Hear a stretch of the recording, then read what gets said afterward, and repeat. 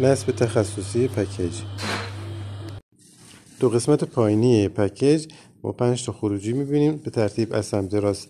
اولی میشه خروجی آب رادیاتور، دومی میشه لوله ورودی آب سرد، سومی میشه شلنگ گاز، چهارمی میشه خروجی آب گرم واسه مصرف شخصی و پنجمی میشه برگشت آب رادیاتور. یه ولوم همون پشت هست واسه تنظیم فشار آب پکیج هست. اینو که اصلا دست نزن. درست. این که واسه گرماشه. درست. مال آب گرمه. اصلا آفرین دست نزن.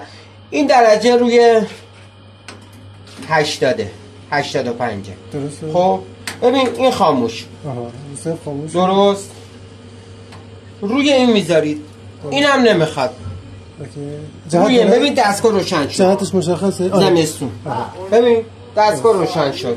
درست. ببین چون گردش نداره. این که روی گردش. آره مشخصه. ببین پکیج من جفتشو دست بزن ببین. گرم. درست. داره کارش انجام میده. درست.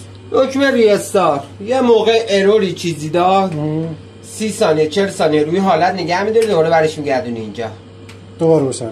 آره این عقربه رو می‌بینی زیر نیم اومد.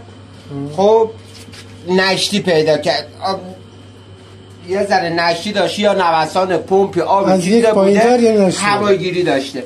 اینو به سمت چپ میچرخونی.